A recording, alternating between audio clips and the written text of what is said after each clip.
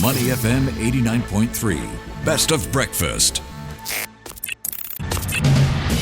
Morning Shot.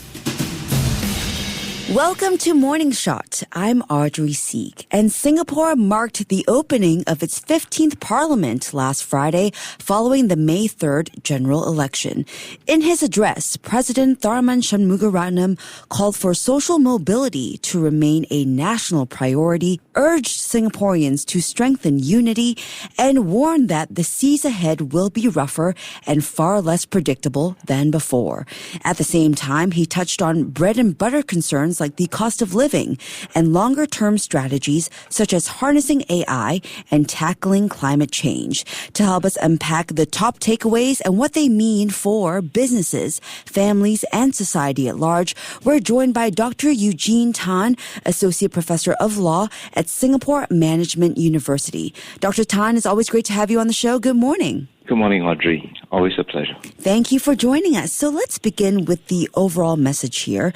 So from tone to priorities, what stood out most to you in President Tharman's address? Audrey, I saw it as a rallying cry, something that we may not often associate, with the president's address. But so what stood out for me was, the assessment of how the global order, that Singapore has thrived under is probably no longer with us. I thought it was a rather withering assessment, of America not taking the leadership. But then that quickly followed, with the resolve, that Singapore does have agency, to chart its own destiny. It's a reaffirmation, right? Because we have always believed in our agency and the need for us to look up, for our own future. And so it was, to me, a very comprehensive address. I think it sets the tone, for the 15th Parliament, the agenda that awaits them. And I think from today onwards, we will wait for the addenda from the various ministries outlining precise programs and policies, that the government will undertake over the next 5 years. And so it will be very much on this basis that, Singapore's Parliament will have its work cut out for it. Yeah. So speaking of setting the tone, one of the strongest points was the call to guard against complacency on social mobility. Now, this has been a recurring theme in Singapore politics for decades. So why does it remain so urgent today, and what new challenges make it harder to achieve?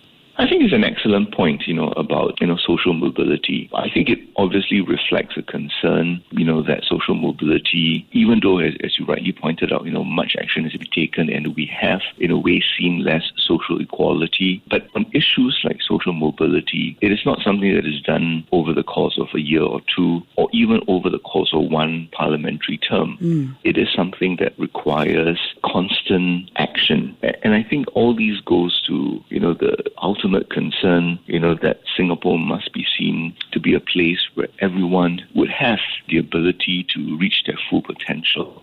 And I think that reflects, in a way, one nagging concern that Singaporeans may have, that whether, in a more competitive environment, whether children from grounds that are not privileged, whether their prospects will be as good as someone from a privileged background. And I think that's something which, the government is indicating that, this concern of theirs is high on the agenda, and that there will be, again, action. I think it goes back, again, to Prime Minister Lawrence Wong's signature policy, which is the Forward Singapore movement, right, of which, this idea, the importance of there being social mobility, of people being not judged by the job that they do, that equal respect is accorded to everyone who's contributed to Singapore, regardless of whether it's a C-suite job or whether it's someone working with their hands in the trades and all. I think that's, again, an assurance that the President's address provided last Friday. Yeah. So you talked about equal respect. Unity was also another central theme, of course, whether along race and religion or just against the rising tide of disinformation we've been seeing nowadays. How do you interpret this emphasis in today's local and global context with everything that's going on? Audrey, in a more a volatile and turbulent world, I think it stands to reason that, an exceptional place like Singapore could be the target of forces who would want to divide us. But in any case, even if there weren't, the issue now really is how do we chart our way forward in a more uncertain world? And I think certainly, the unity of Singapore would play a big part, because we're looking at, in a way, what I anticipate to be fairly significant changes, right? Particularly, as the President mentioned, the intent to be able to have companies and enterprises harness AI. And I think we're looking at a very pervasive use of AI in our economy. And so when you have these significant changes, that will affect everyone, that unity, which in a way reflects the trust between the people and the government as well as among the people, I think that in a way signifies the importance of unity. And I would say that, the role of businesses, while that they weren't explicitly mentioned in last Friday's address, I think it is really, the subtext, the idea of whether we're trying to get everyone to improve on their station in life, to reskilling and all, whether we're talking about, rising prices,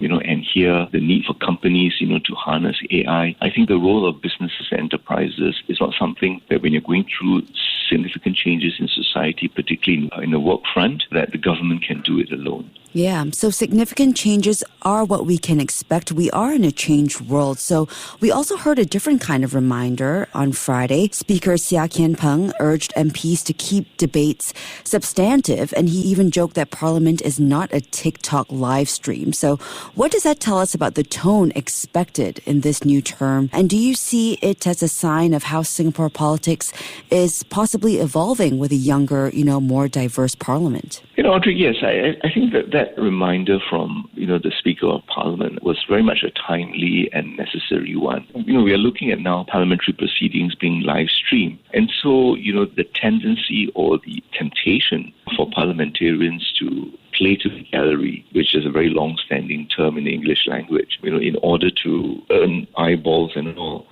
I think it's something that, given the weighty matters that Parliament has, that it's really the time to focus on substance, rather than a form. Now, of course, it's not to say that the way MPs raise the issues, the way they try to persuade the front bench, the way they try to win the House over, with their arguments are not important. But I think the Speaker was essentially saying that, let's instead dwell on substance, let's not bean count, in terms of the number of questions that you raise or make endless repetition of a point in order just to have more airtime.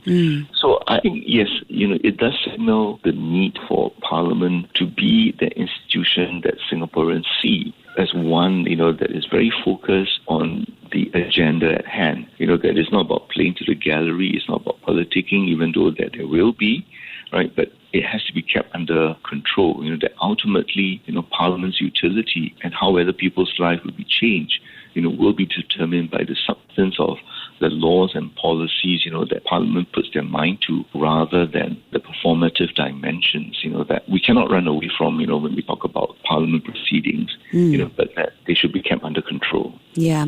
Well, speaking of substance, Eugene, rising cost of living, of course, a top priority for many Singaporeans, remain a pressing concern. Do you feel like the address struck the right balance between the immediate bread and butter needs and long-term national vision? Oh, definitely. I think here, again, the assurance that the rising costs is something on the minds of the elected representatives, I think is a signal. It's a signal that it is on our agenda. We are doing what we can, particularly given the situation that we import most of the food that we consume and most of the things that we use on a daily basis. But politics cannot just be about dealing with long-term issues, right? Because ultimately, you will need to have the people behind you. And so there is a need, even as Parliament, through the President's address, laid out the full agenda over the next 5 years, that persistent concerns, given that global supply chains are still being stressed, that rising concerns, would be an important matter that Parliament would put its mind to.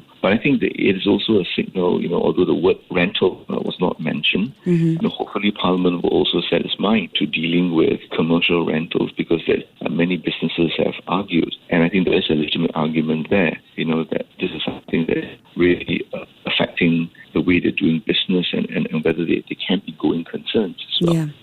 Another big concern, of course, for many businesses is the economy. And President Tharman flagged broad strokes like, harnessing AI, reskilling, tackling climate change. What should we realistically expect from these themes in terms of, the actual policies that can affect businesses and workers? Well, when we're talking about transforming the economy, I think there is no getting away from the fact that you need thriving businesses. So I think we can see, in this Parliament's term, that there will be the concerted effort to enable companies to harness AI, right? So I think the President alluded to the fact that, many companies talk about AI, but the question of whether they are able to embark on a serious transformation, that is something that companies need to pay attention to. But also the government recognizes that, business enterprises will need help as well. So I think we will see that attempt once again, to have that serious transformation, right? And it was only about a decade ago when we were talking about automation, productivity. But now when we're talking about artificial intelligence, it would seem, that the assessment, is it can do all that automation, productivity, but more than that, to provide new sources of competitiveness, not just for the business alone, but for the economy. So I think we will see this active fostering of getting companies, to get on the AI wagon, not just because it's nice to have, but increasingly, that it is something that companies should see, how it could transform, their businesses as well. So I think we will definitely see in the plan of action this multi-year effort, to get companies, not just to use AI, but also to be able to use other advanced technologies. And it is also about, Singapore companies, being able to tap, potential winners in what I would call, the future economy, right? So whether we're talking about, sustainability solutions, whether we're talking about IT, that these are areas in which, Singapore business enterprises must go into, right? And because these are solutions that are very much wanted, not just because of climate change that's impacting Singapore, right? But climate change is also impacting many other countries in the region. And so this is, the external wing of the economy, something which goes back to at least 30 years, even under Prime Minister Goh Chok Tong's premiership, the need for Singapore, to have the external wing. So we have the external wing, but I think now it becomes even more imperative to develop that external wing of the economy even further. Yeah, well, Eugene, you covered so much for us this morning. And as Parliament gets to work, it's clear that both challenges and opportunities lie ahead for Singapore. And President Tharman's address gave us a forward-looking roadmap balancing immediate concerns like the cost of living with long-term priorities in unity and innovation. Thank you so much for your insights, Eugene. We really appreciate your time this morning. Thank you for having me, Audrey. Thank you. Hope to speak with you again soon. That was Dr. Eugene Tan, Associate Professor of Law at Singapore Management University. You're listening to Money FM 89.3.